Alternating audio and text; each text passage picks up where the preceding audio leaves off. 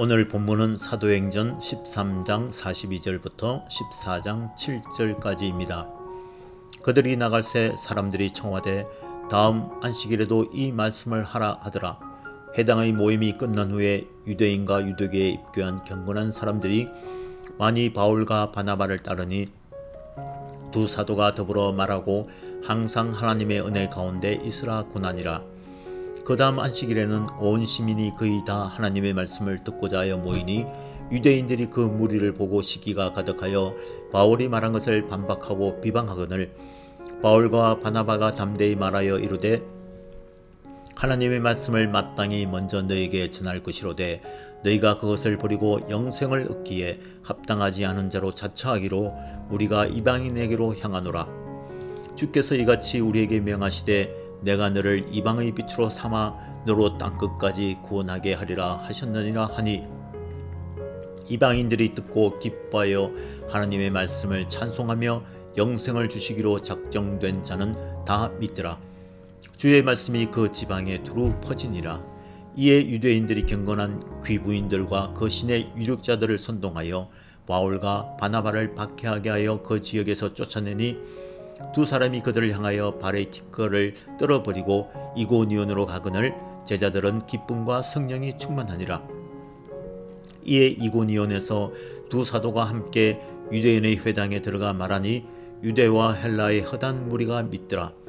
그러나 순종하지 아니한 유대인들이 이방인들의 마음을 순동하여 형제들에게 악감을 품게 하거늘 두 사도가 오래에서 주를 힘입어 담대히 말하니 주께서 그들의 손으로 표적과 기사를 행하게 하여 주사 자기 은혜의 말씀을 증언하시니 그 신의 무리가 나뉘어 유대인을 따르는 자도 있고 두 사도를 따르는 자도 있는지라. 이방인과 유대인과 그 관리들이 두 사도를 모욕하며 돌로 치려고 달려드니 그들이 알고 도망하여 루가오니아의 두 성 루스드워와 더베와 그 근방으로 가서 거기서 복음을 전하니라. 아멘. 비시디아 안디옥에서 바울과 바나바는 복음을 전합니다. 도시의 사람들은 회당에서 모임이 다 끝났는데도 바울과 바나바와 계속 이야기를 나누고 싶어 합니다. 그래서 그 다음 안식일에도 이 복음의 말씀을 들려달라고 요청하죠. 이때 바울과 바나바는 의미심장한 말을 한마디 꺼냅니다. 43절 후반절에 보면 항상 하나님의 은혜 가운데 있으라 이렇게 권면하죠. 이와 유사한 권면을 바나바가 수리아 안디옥 교회에서 한 적이 있죠. 사도행전 11장 23절입니다. 그가 이르러 하나님의 은혜를 보고 기뻐하여 모든 사람에게 굳건한 마음으로 주와 함께 머물러 있으라 이렇게 권면합니다. 교회는 하나님의 은혜가 필요합니다. 은혜가 머무르는 삶에 모범을 보이는 것이 바울과 바나바입니다.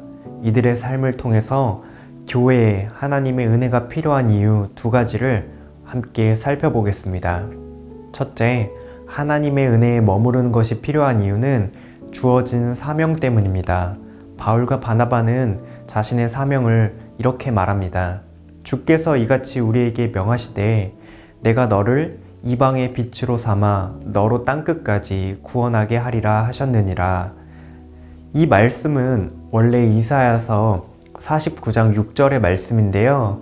하나님의 종이 이루어야 할 사명이 담긴 말씀입니다. 이 사명은 먼저 예수 그리스도께서 죽으시고 부활하심으로 성취되었고 사도들이 복음을 전하는 일을 통해서 계속해서 이어집니다.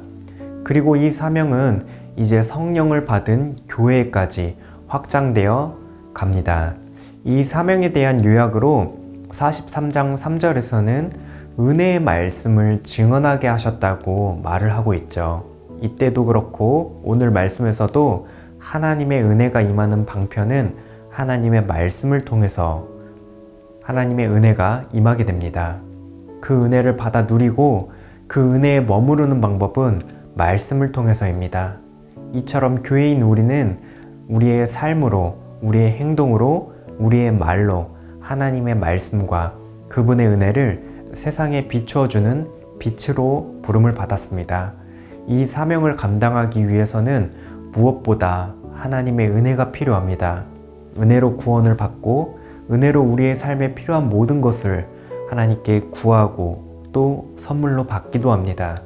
우리는 교회 안에서뿐만 아니라 가정에서도 일터에서도 학교에서도 하나님의 은혜가 필요합니다. 우리에게 주어진 일들을 잘 감당하고 최선을 다하는 과정 가운데 하나님의 손길이 얼마나 필요한지 모르겠습니다. 우리가 가진 여러 자원들과 그리고 지혜가 부족할 때가 참 많습니다. 때로는 관계가 시원치 않고 뜻밖의 육체의 약함이 찾아올 때도 있습니다. 그럴 때마다 함께 하나님의 말씀을 붙들고 하나님의 은혜를 구하면 좋겠습니다.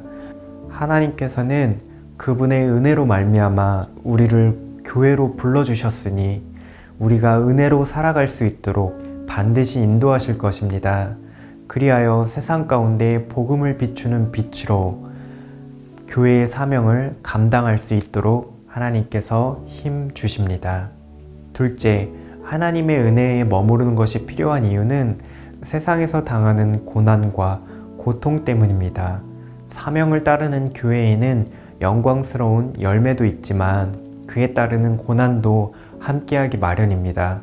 오늘 말씀에도 바울과 바나바가 복음을 전할 때 시기와 비방과 박해와 선동과 모욕과 돌로 치는 일들을 당합니다.